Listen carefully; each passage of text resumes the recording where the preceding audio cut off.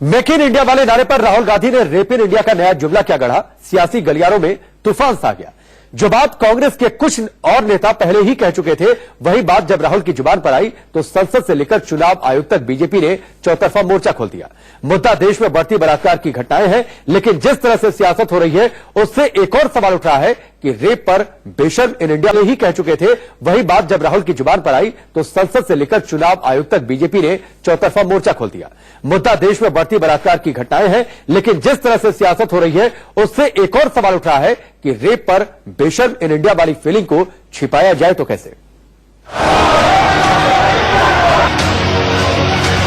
Make in India नहीं भैया, अब है रेप इन इंडिया।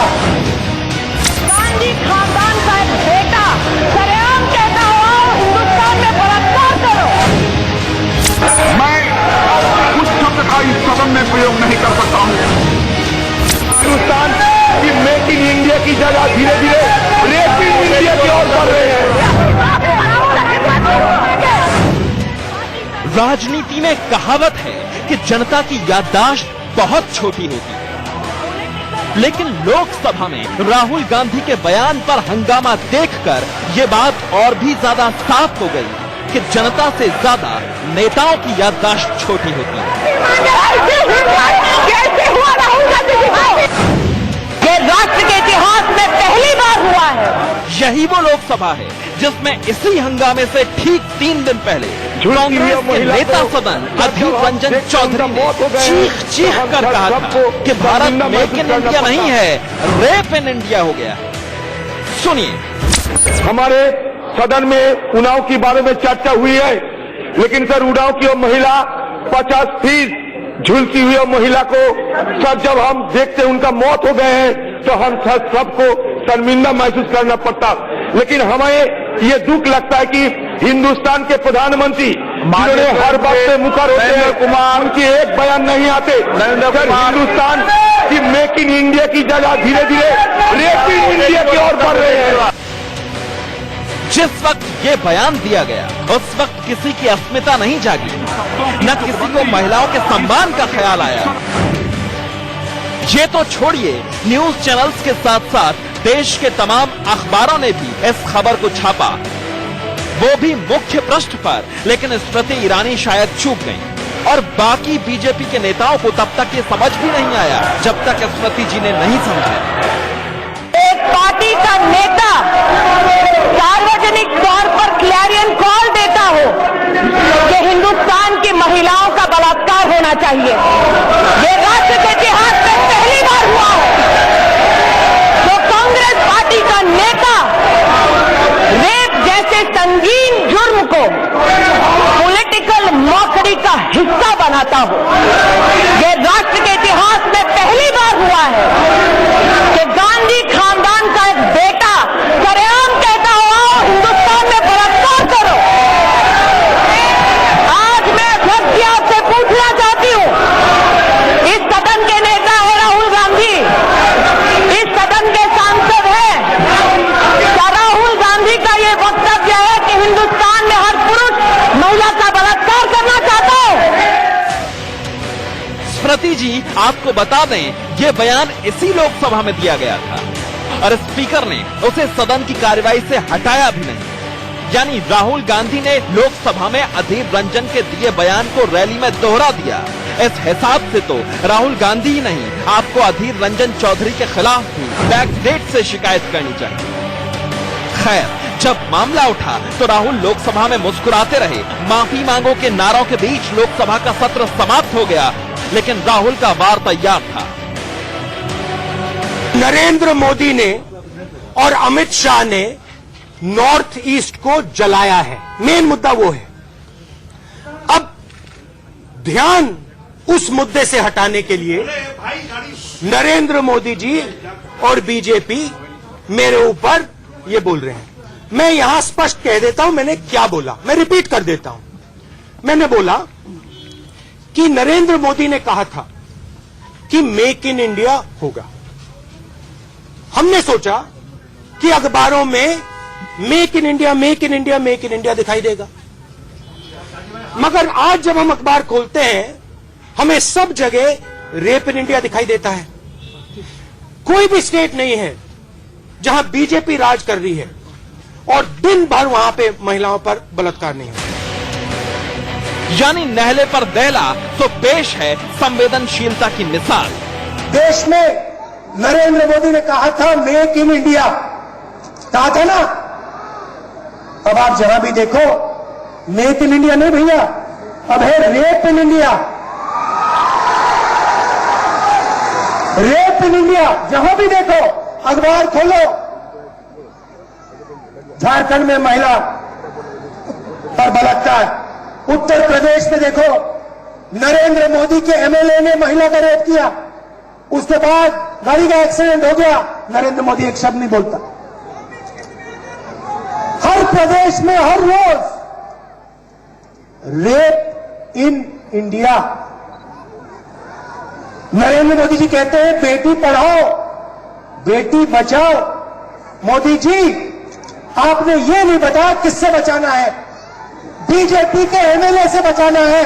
दिल्ली को जिस प्रकार से रेप कैपिटल बना दिया है और उसके कारण पूरी दुनिया में हिंदुस्तान की बेइज्जती हो रही है, और आपके पास मां बहनों की सुरक्षा के लिए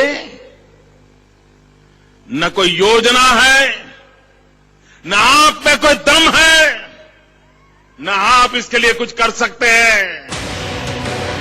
सुना आपने, रेप जिसे सुनकर पीड़िता और उसके परिवार पर क्या गुजरती होगी बताना मुमकिन नहीं है, वही शब्द हमारे माननीय चुनावी रैलियों में वोट के लिए इस्तेमाल करते हैं और फिर एक दूसरे पर शर्म की दुहाई देते हैं। देखिए शर्म की एक और मिसाल।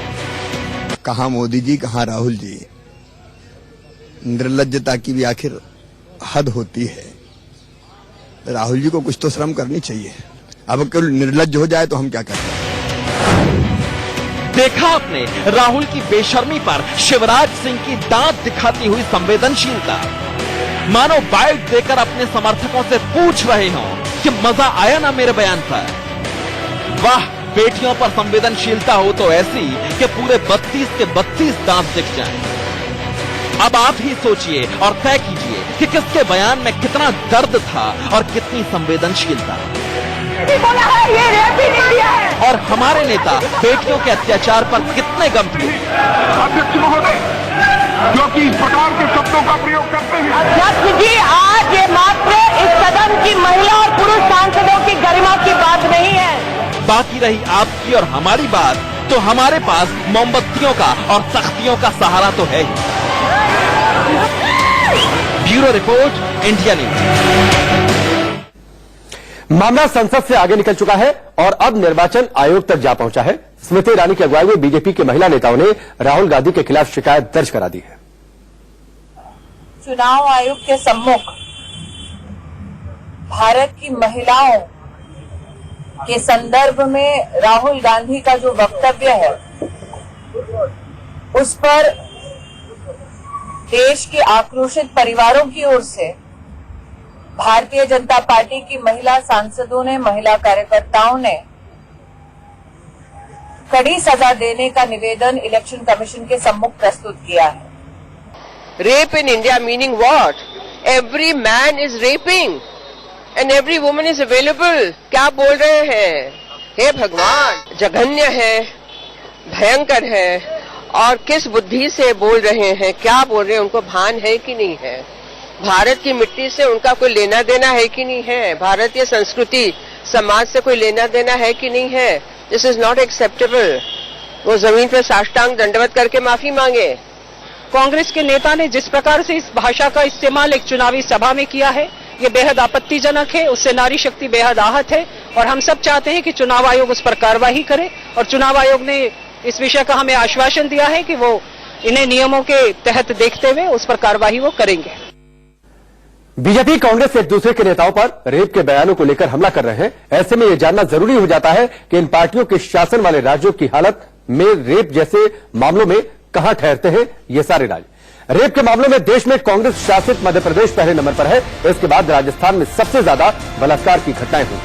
2017 के आंकड़े बताते हैं कि देश के 1/3 रेप के मामले एमपी में दर्ज हुए। यौन शोषण के मामले सबसे ज्यादा मध्य प्रदेश में भी सामने आए। साल 2017 में मध्य प्रदेश में 5,599 रेप के मामले दर्ज हुए। वहीं 2016 में 4,882 रेप के केस दर्ज हुए, जो देश में सबसे ज्यादा है। एमपी राजस्थान में अभी तक महिला आयोग का भी गठन नहीं हुआ है। देश की संसद में सांसदों के बीच रेप की घटनाओं को लेकर संग्राम मचा है। ऐसे में यह भी बताना जरूरी है कि हमारे कितने सांसदों के ऊपर महिला अपराध के केस दर्ज हैं। बीजेपी के 21 सांसद महिला अपराध से जुड़े मामलों के आरोपी हैं। वहीं कांग्रेस के 16 सांसदों पर ऐसे आरोप दर्ज है। वहीं तीसरे नंबर पर है वाईएसआरसी। बीजेपी के 21 सांसद हैं, कांग्रेस के 16 सांसद, वाईएसआरसी के 7 सांसद जिन पर आरोप लगे हैं। एक तरफ बेटियों की सुरक्षा और उनके सम्मान को लेकर हाय तौबा मचाई जा रही है, तो दूसरी ओर भरी संसद में एक मां का अपमान किया जा रहा है। देशभक्ति का नया मुहावरा गढ़ने के लिए चाणक्य ज्ञान का सहारा लिया जा रहा है। आखिर बीजेपी के एक सांसद ने क्यों राहुल गांधी पर अटैक के लिए मां सोनिया को जुबानी जंग में घसीट लिया, इस रिपोर्ट को आप देखिए। बोल दिया, भारत माता को बोल दिया।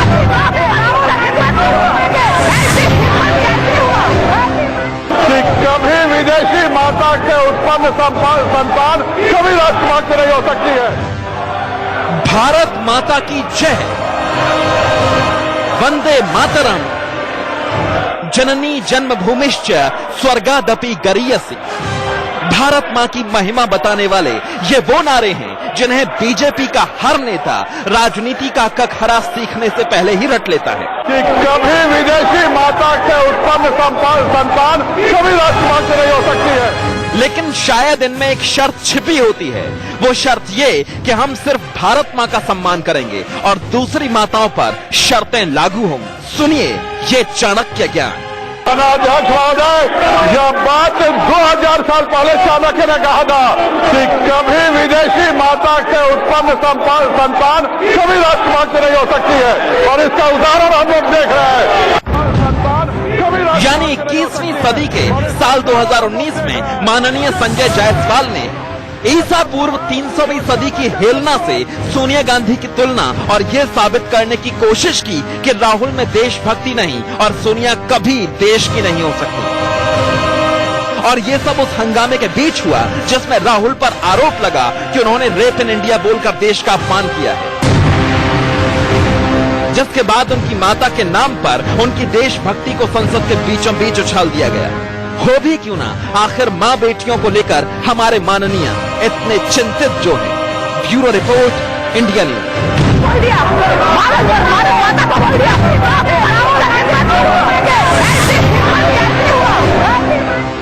कभी विदेशी माता के उत्पन्न संतान कभी राष्ट्रभाग से नहीं हो सकती है। आइए अब आपको यह बता देते हैं कि आखिर वो कौन थी जिसके बारे में चाणक्य ने विदेशी मां का जिक्र किया था। मौर्य साम्राज्य के जनक चंद्रगुप्त मौर्य की दूसरी पत्नी हेलेना यूनानी थी, सिकंदर के सेनापति सेलुकस की बेटी, और कहानियों में बताया जाता है कि विदेशी होने की वजह से चाणक्य ने कभी हेलेना पर विश्वास नहीं किया। कहा जाता है कि चाणक्य ने चंद्रगुप्त के सामने हेलेना से शादी के लिए शर्त रखी थी। पहली शर्त यह थी कि हेलेना की संतान राज्य की उत्तराधिकारी नहीं होगी। इसके पीछे चाणक्य का तर्क था कि हेलेना विदेशी है और भारतीय संस्कृति नहीं जानती। विदेशी होने के कारण चाणक्य को हेलेना पर भरोसा नहीं था। चाणक्य का मानना था कि हेलेना भारत में रहेंगी, लेकिन पहला प्रेम अपने देश के लिए होगा, इसीलिए वो कभी भारत के लिए राष्ट्रभक्त नहीं हो सकती। अब आज की दूसरी बड़ी खबर जिसकी चर्चा चारों तरफ हो रही है। चर्चा ये कि 2 महीने के भीतर सरकार 2 बड़े कानून ला सकती है। सूत्रों के हवाले से इसकी हलचल भी शुरू हो चुकी है।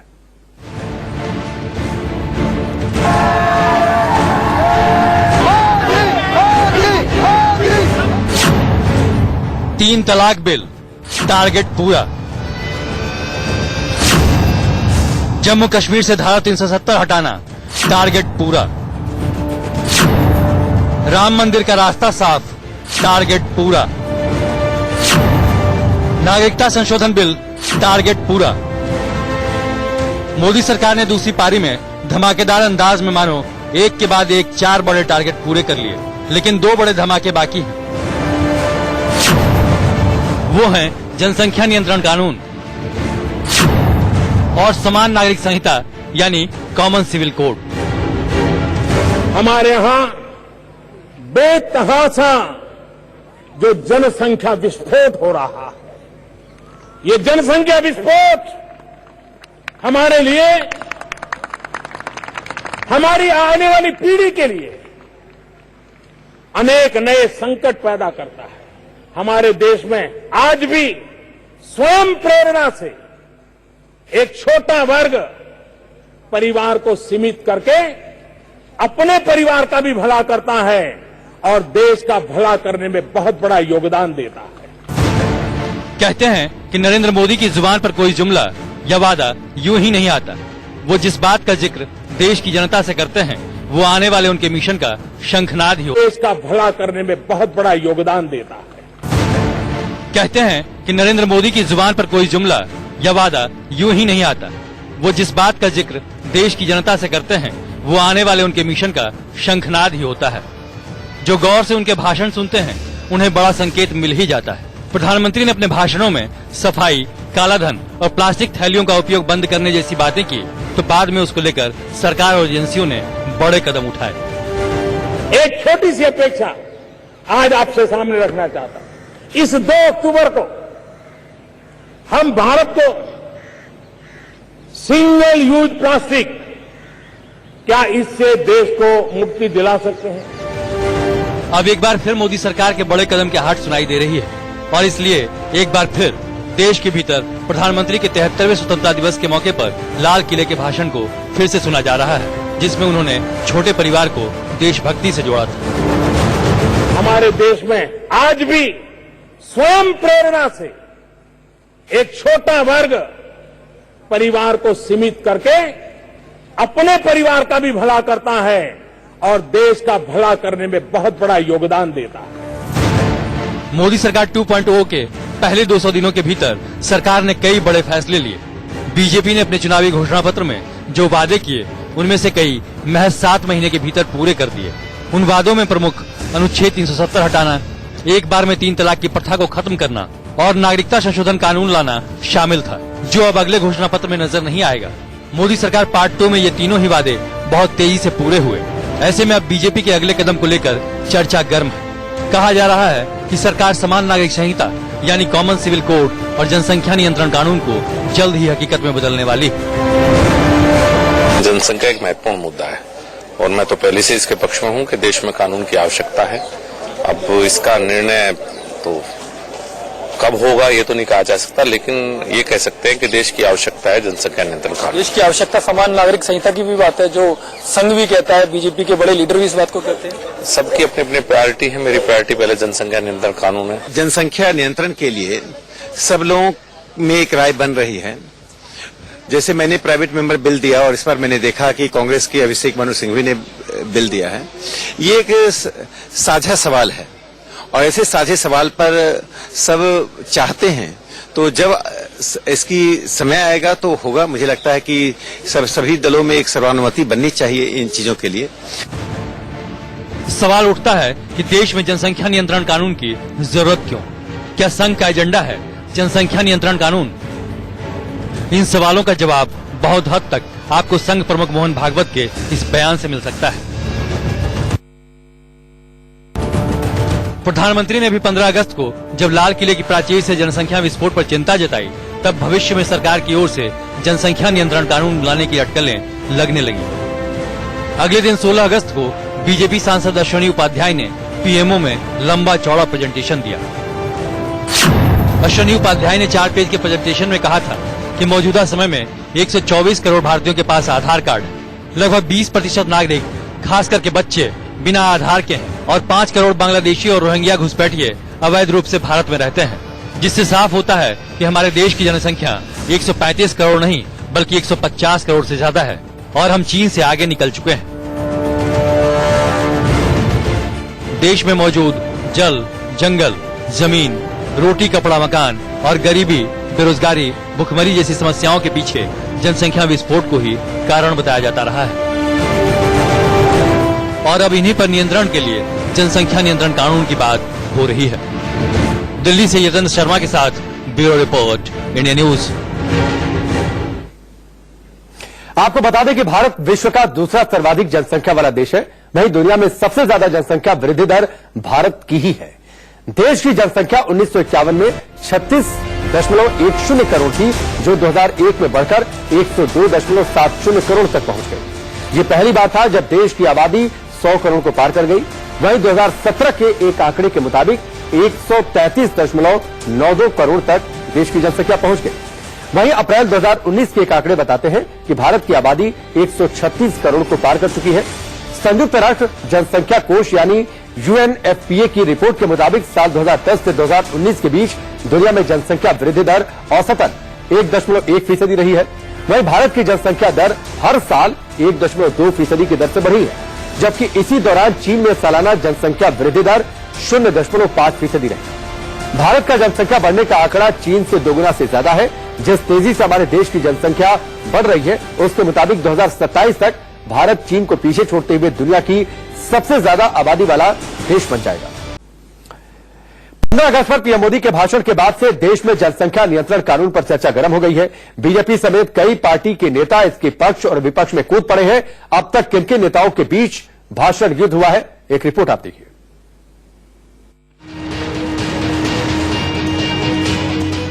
न 40 बीबी 40 बच्चे चलेंगे, न 3 तलाक चलेगा। जरूरत पड़े तो जो इस कानून को ना माने उसकी वोटिंग राइट भी समाप्त कर दो। आपका जो अकीदा है, जो बिलीफ है, उसको अपने तक रखिए। 2 से ज्यादा जो भी बच्चा पैदा करेगा, उस बच्चे को वोटिंग राइट नहीं होगा। क्या जनसंख्या नियंत्रण कानून के जरिए मुस्लिम जनसंख्या विस्फोट को रोका जाएगा?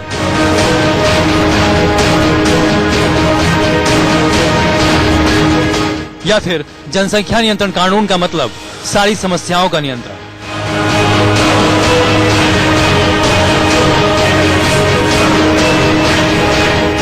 आखिर जनसंख्या नियंत्रण कानून पर इतना बवाल क्यों?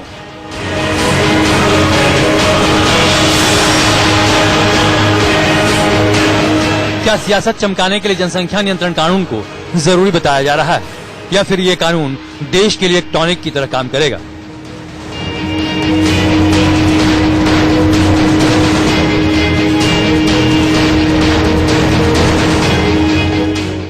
तो ये जनसंख्या नियंत्रण कानून लाना होगा, ऐसा कानून लाना होगा जो विकास के लिए बाधक बन गया है, और कानून वो हो जो हिंदू के लिए, मुसलमान के लिए, सिख के लिए, ईसाई के लिए, सबों के लिए बराबर हो। अगर जरूरत पड़े तो जो इस कानून को ना माने उसकी वोटिंग राइट भी समाप्त कर दे। वो औरत कोई मशीन नहीं है, इसलिए न 40 बीबी 40 बच्चे चलेंगे, न 3 तलाक चलेगा। जहां तक मेरा प्रश्न है, हम तो 4 भाई हैं, चारों सन्यासी हैं, शादी नहीं की तो बच्चे करने का तो प्रश्न ही नहीं होता। जो बात कही सो तो दिखाई, हमें तो इनाम मिलना चाहिए। पीएम मोदी ने जब से छोटा परिवार, देशभक्त परिवार की बातें कही, देश में जनसंख्या नियंत्रण कानून को लेकर चर्चा गरमाने लगी। केंद्रीय मंत्री गिरिराज सिंह बार बार इस कानून को जरूरी बताने लगे। सिर्फ गिरिराज ही नहीं, बीजेपी में इसके लिए एक ब्रिगेड ही खड़ा हो गया। वहीं इसके विरोध में आवाजें कम नहीं उठ रही। ये तभी हो सकता है जब कानून बने देश में कि 2 से ज्यादा जो भी बच्चा पैदा करेगा, उस बच्चे को वोटिंग राइट नहीं होगा, चुनाव लड़ने का अधिकार नहीं होगा, और सरकार की ओर से जो भी सुविधाएं दी जाती हैं उससे उनको वंचित कर दिया जाए। 10% से 20% के बीच में जहां मुस्लिम आबादी है, वहां पर सांप्रदायिक झड़पें ज्यादा हैं। जहां पर 20% से लेकर के 35 से 40% तक मुस्लिम आबादी है, वहां सांप्रदायिक भीषण दंगे हैं। और जहां 35 से 40% से ऊपर मुस्लिम आबादी है, वहां पर गैर मुस्लिमों के लिए कोई जगह नहीं। आपका जो अकीदा है, जो बिलीफ है, उसको अपने तक रखिए। हम किसी के बिलीफ के खिलाफ नहीं है, मगर ये आपके बिलीफ को किसी और पर थोपना, ये बिल्कुल गलत बात है। जनसंख्या नियंत्रण को लेकर योग गुरु स्वामी रामदेव भी चिंता जाहिर कर चुके हैं, और अब तो चर्चा यहां तक होने लगी है कि संसद के अगले सत्र यानी बजट सत्र में ये कानून भी आ सकता है। Bureau report, India news. वाकया पर ब्रेक का, जल्द वापस लौटते हैं। चलिए आगे बढ़ते हैं। जब जब रेप या गैंगरेप की घटना पर देश उबलता है, तब तब निर्भया के दोषियों के लिए फांसी की मांग उठती है। 7 साल से देश को निर्भया के गुनहगारों की फांसी का इंतजार है। यह इंतजार अब खत्म ही होने वाला था कि कानूनी अड़चन निर्भया के गुनहगारों और फांसी के बीच दीवार बनकर खड़ी हो गई है। अब कहा जा रहा है कि निर्भया के गुनहगारों को 20 दिन की और मोहलत मिल गई है। देखिए 4 फांसी पर हमारी एक्सक्लूसिव रिपोर्ट। क्या सच में अगले साल तक फंस गई है फांसी?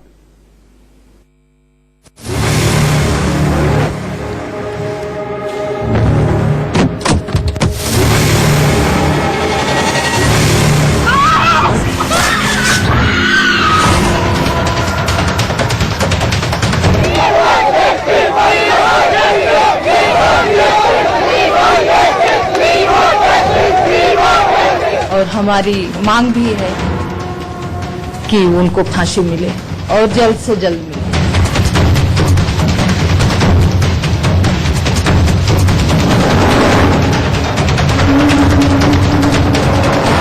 निर्भया के कातिलों को कब होगी फांसी?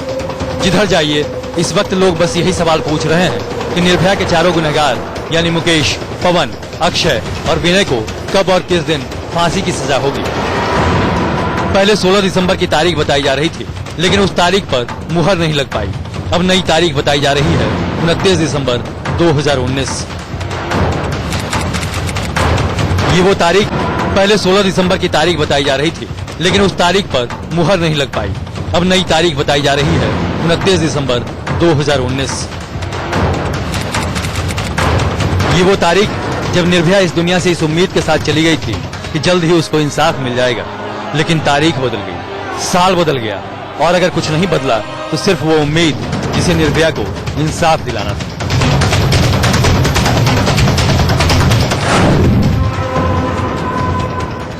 निर्भया की मौत के बाद ही कहा जाने लगा कि बस अब इंसाफ हुआ कि तब इंसाफ हुआ। बातें हो रही थी कि देख लेना साल भर के अंदर लटका दिए जाएंगे सारे, मगर साल दर साल बीतता गया, 7वां साल आ गया। शायद ये साल भी बीत जाता, क्या पता बीत भी जाए। वो तो हैदराबाद की बेटी और उन्नाव की इस लड़की ने एक बार फिर देश को गुस्सा दिलाया।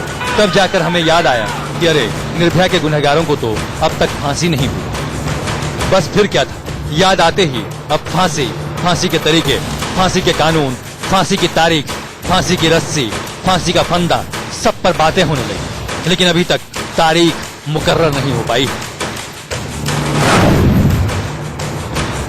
निर्भया गैंगरेप मामले में दोषियों के खिलाफ जल्द डेथ वारंट जारी करने की याचिका पर सुनवाई फिलहाल पटियाला हाउस कोर्ट में टल गई है। दरअसल सुप्रीम कोर्ट में निर्भया मामले में दोषी अक्षय कुमार ने फांसी के फैसले के खिलाफ पुनर्विचार याचिका दायर की है, जिस पर 17 दिसंबर को सुनवाई होनी है। अब पटियाला हाउस कोर्ट का कहना है कि जब तक सुप्रीम कोर्ट का फैसला नहीं हो जाता है तब तक वो इस मामले में फैसला नहीं लेंगे। तारीख पर तारीख, तारीख पर तारीख, तारीख पर तारीख, तारीख पर तारीख मिलती रही है, लेकिन इंसाफ नहीं मिला मिलोड, इंसाफ नहीं मिला। मिली है तो बेशक ये एक फिल्म का हिस्सा है, लेकिन इस फिल्मी सीन को हमेशा भारतीय न्याय व्यवस्था से जोड़कर देखा जा सकता है। लेकिन इस फिल्मी सीन को हमेशा भारतीय न्याय व्यवस्था से जोड़कर देखा जाता है। एक कहावत भी है कि न्याय में देर है, अंधेर नहीं। अब दिन ब दिन निर्भया के दोषियों को फांसी में हो रही देर के बाद लोग फिर से सवाल उठाने लगे हैं।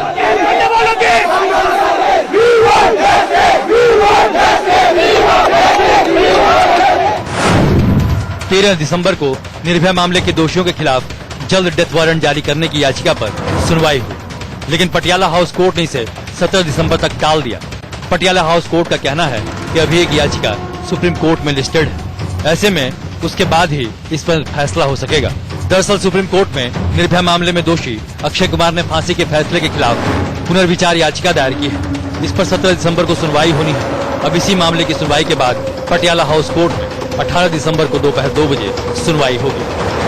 निर्भया के मां बाप ने करीब 1 साल पहले पटियाला हाउस कोर्ट में याचिका लगाई थी कि आरोपियों के खिलाफ जल्द से जल्द डेथ वारंट जारी किया जाए ताकि फांसी की प्रक्रिया में जल्दी हो।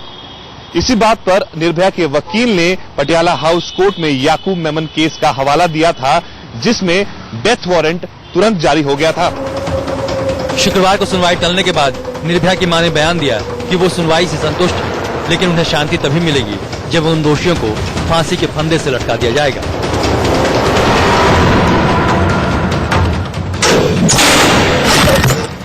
कोई बात नहीं, टल गया, हम हमने 7 साल बड़े धैर्य के साथ हमने लड़ाई लड़ी है। कोई बात नहीं, 1 हफ्ता और इंतजार करेंगे और संघर्ष करेंगे।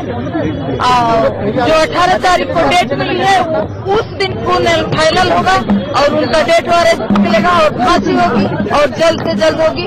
सुप्रीम कोर्ट में जो 17 तारीख की डेट है वहाँ पर उनकी पुनर्वाज का खारिज हो जाएगी और 18 तारीख को यहीं पे उनका डेट वारंट निकलेगा और उनको फांसी होगी। निर्भया के माँ बाप की तरह पूरे देश को उम्मीद है कि जल्द ही निर्भया को इंसाफ मिलेगा, लेकिन अभी तक इसका जवाब नहीं मिल पाया है कि निर्भया के दोषियों के फांसी में देरी क्यों और फांसी कब। फिलहाल अभी फांसी को लेकर फैसला अदालत को करना है।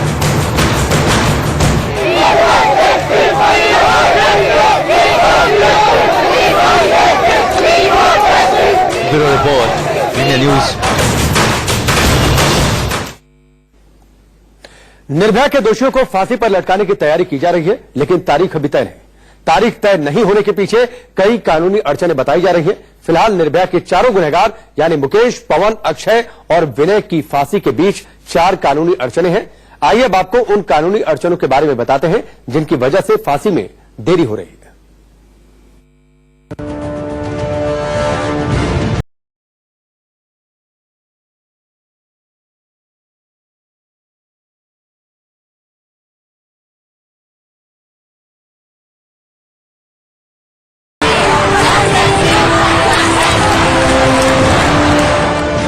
तस्वीर 7 साल पुरानी दिसंबर महीने की है। तब निर्भया के लिए देश की राजधानी दिल्ली में लोगों का गुस्सा 7वें आसमान पर जा पहुंचा था। आज 7 साल बाद निर्भया के लिए देश में आक्रोश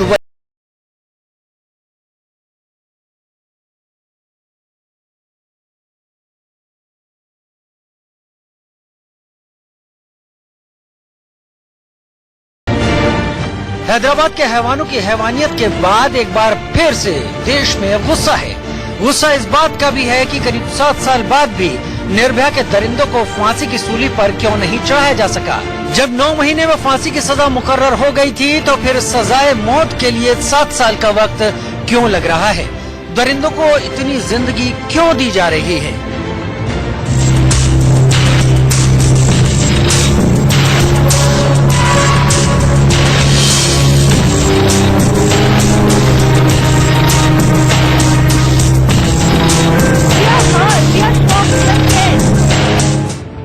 इसे न्याय का इत्तेफाक कहिए या कुछ और, सच तो यही है कि अब भी निर्भया के दोषी सांस ले रहे हैं। अब एक बार जब फिर से निर्भया कांड के दरिंदों को फांसी की मांग उठ रही है तो उसमें कई कानूनी अड़चनें दीवार बनकर खड़ी हो रही हैं।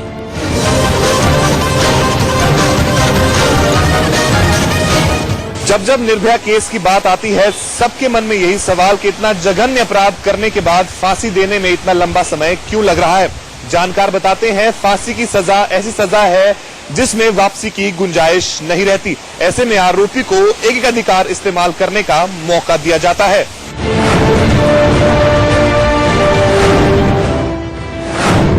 निर्भया की मां ने फांसी में हो रही देरी को लेकर इसी साल अक्टूबर में पटियाला हाउस कोर्ट में एक याचिका दायर की थी।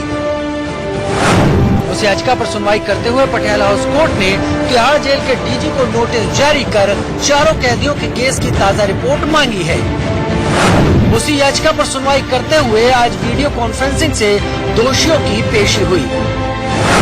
मामले की सुनवाई करते हुए कोर्ट ने कहा कि इस केस से जुड़ा एक मामला सुप्रीम कोर्ट में पेंडिंग है, इसलिए जब तक वहां मामले का निपटारा नहीं होता है लोअर कोर्ट तब तक सुनवाई नहीं करेगा। पटियाला हाउस कोर्ट में सुनवाई 18 दिसंबर तक टाल दी गई है।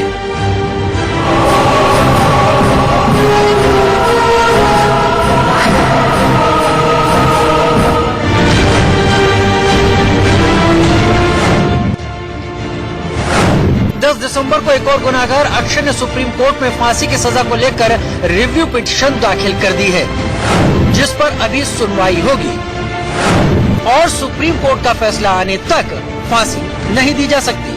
2014 के एक सुप्रीम कोर्ट के फैसले के मुताबिक किसी की दया याचना खारिज होने या फिर ब्लैक वारंट जारी होने के बावजूद भी उसे एकदम से सूली पर नहीं चढ़ाया जा सकता।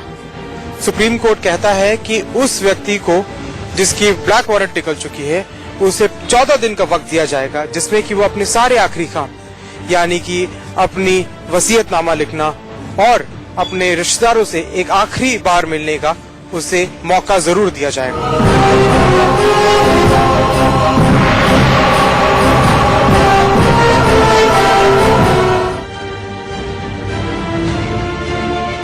वैसे ये सारी कानूनी अड़चने तो अभी के लिए और अभी की हैं। अब सवाल उठता है कि निर्भया जैसे केस में जिसमें फास्ट ट्रैक कोर्ट ने सिर्फ 9 महीने के अंदर अपना फैसला सुना दिया था, उसके बाद भी फांसी देने में 7 साल क्यों लग गए हैं? इस केस का एक और अजीब पहलू है। अब ये इत्तेफाकन है, इसके पीछे फांसी की तारीख टालने की साजिश है, पता नहीं। निर्भया के चारों गुनाहगारों ने अभी तक अपने आखिरी कानूनी अधिकार यानी रहम की अपील के मानवीय अधिकार का इस्तेमाल ही नहीं किया है। अगर एक ने पुनर्विचार याचिका दायर नहीं की है तो दूसरे ने रहम की अपील नहीं की है। एक ने तो दोनों में से अब तक कुछ भी नहीं किया है।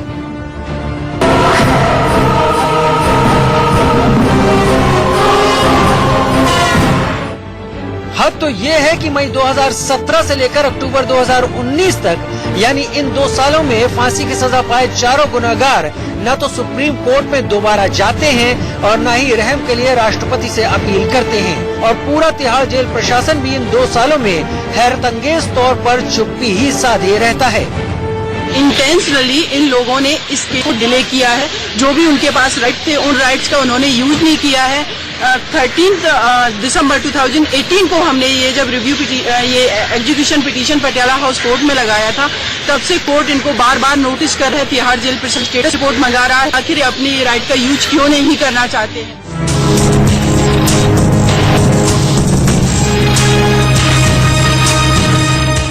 कानून के जानकार मानते हैं कि अगर मई 2017 में सुप्रीम कोर्ट के फैसले के बाद ही बाकी की कानूनी कार्रवाई भी जल्दी पूरी कर ली जाती तो शायद अब तक ये चारों अपने गुनाहों की सजा भुगत चुके होते। Bureau report, India news. वक्त पर ब्रेक का, जल्द वापस लौटते हैं। ब्रेक में चलिए आगे बढ़ते हैं। निर्भया कांड के दोषियों को कभी भी फांसी हो सकती है। दिल्ली के तिहाड़ जेल में तैयारियां शुरू हो गई हैं। जल्लाद भी बुला लिया गया है, लेकिन फांसी की डरावनी रात कैसी होती है, कैदी का क्या हाल होता है, ये सब आपको वो बताएगा जो कैदी के आखिरी पलों का गवाह बनता है। कैमरे पर आज जल्लाद आएगा और फांसी की पूरी दास्तां सुनाएगा। सजाए मौत से जुड़े सारे सवालों का जवाब जल्लाद देगा।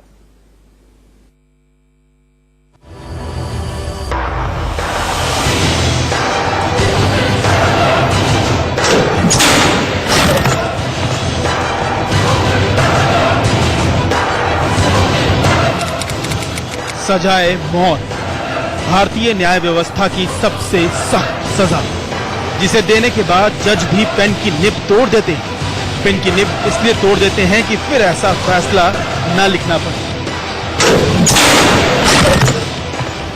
जैसे फांसी का फैसला सुनाना आसान नहीं होता, वैसे ही फांसी की सजा देना भी बेहद कठिन होता है। कानून के नियम कायदों का सख्ती से पालन किया जाता है। जेल में कई दिन पहले से तैयारियां शुरू कर दी जाती हैं। फांसी वाले दिन कैदी को नहलाया जाता है और नए कपड़े पहनाए जाते हैं, जिसके बाद उसे फांसी के फंदे से लटकाया जाता है। इस दौरान जेल अधीक्षक, एग्जीक्यूटिव मजिस्ट्रेट, जल्लाद और डॉक्टर भी मौजूद रहते हैं। इनके बिना फांसी नहीं दी जाती। फिर कैदी से आखिरी इच्छा पूछी जाती है। हालांकि जिस अपराधी को फांसी दी जाती है उसके आखिरी वक्त में उसके साथ केवल जल्लाद होता है। वो जल्लाद जो फांसी घर तैयार करेगा, रस्सी का फंदा बनाएगा, कैदी के चेहरे को काले कपड़े से ढकेगा और इशारा मिलते ही लीवर खींच देगा।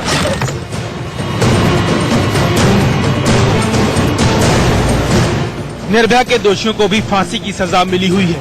ऐसी खबरें आ रही हैं कि कभी भी चारों दोषियों को सूली पर लटकाया जा सकता है। निर्भया कांड के आरोपियों की फांसी की चर्चा अब तेज हो गई है। सूत्रों से मिली जानकारी के मुताबिक तिहाड़ जेल प्रशासन पूरी तरह से फांसी के लिए तैयारी कर चुका है। अब सिर्फ इंतजार है तो सिर्फ कोर्ट के ऑर्डर का। फांसी की तारीख तो तय नहीं है, लेकिन फांसी कैसे होगी ये जरूर तय है। फांसी देने वाले जल्लाद का नाम भी लगभग तय है, पवन जल्लाद। निर्भया के गुनहगारों को सूली पर लटकाने के लिए पवन जल्लाद तैयार बैठा है। उत्तर प्रदेश सरकार की मेरठ जेल से जुड़ा पवन जल्लाद मां काली की पूजा करके ही गुनहगारों को फांसी पर लटकाता है। बिल्कुल ऐसे निर्भया कांड को तो कड़ी से कड़ी सजा, फांसी की सजा देनी चाहिए। जो ये 10-10 साल के लड़की के साथ बलात्कार करते हैं, 12-12 लड़की के साथ, उनको तो फांसी होनी चाहिए। उनको कोई भी मतलब जो ऐसा प्रावधान नहीं होनी चाहिए कि आजीवन कारावास बदल दो या 10 साल में बदलो, 15 साल क्यों अपील करके फिर छूट जाते हैं, फायदा क्या हुआ? ऐसे को तो दरिद्र को तो फांसी लगाना ही सही है। अब जब निर्भया के गुनहगारों की फांसी पर चढ़ने की तैयारी की जा रही है तो पवन जल्लाद को उम्मीद है कि जल्द ही उसे निर्भया कांड के दरिंदों को फांसी पर चढ़ाने का मौका मिलेगा।